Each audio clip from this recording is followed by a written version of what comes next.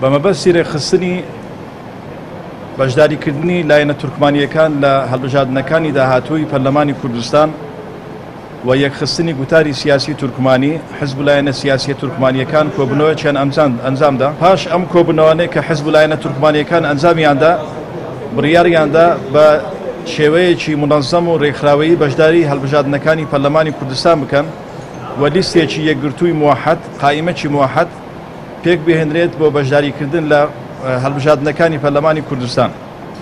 لەبەر ئەوەی کە هەر لیستێک لە کۆتای تورکمانی تەنها لە 5 کاندید بەشداری پێ دەکرێت، بۆیە دە حزب و لایەنی سیاسی تورکمانی بڕیارماندا لە 2-3 لیستی تورکمانی بەشدار بکەین. بەڵام لەو کاتەدا کە ئێمە بڕیارماندا بە لیستێکی یەکگرتوو بەشداری هەڵبژاردن بکەین، ماڵی تورکمان ڕێک بخەین، حزبە تورکمانیەکان پێکەوە بە یەکڕێزی بەشداری هەڵبژاردنەکان بکەن.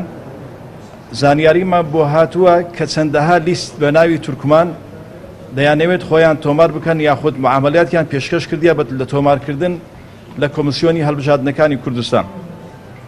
ئەو 5 کورسیەی تورکمانیە کۆتای تورکمانی تەرخان کراوە بۆ پێکهاتەی تورکمان. مافێکی نەتەوەیی پێکهاتەی تورکمانە.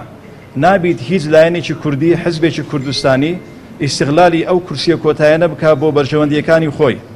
دەیانەوێت چەند لیستێکی بەناو تورکمان پێک بهێنن بۆ ئەوەی لە هەڵبژاردنەکانی کوردستان منافەسەی بکەن لەسەر ئەو 5 کورسیە تورکمانیە.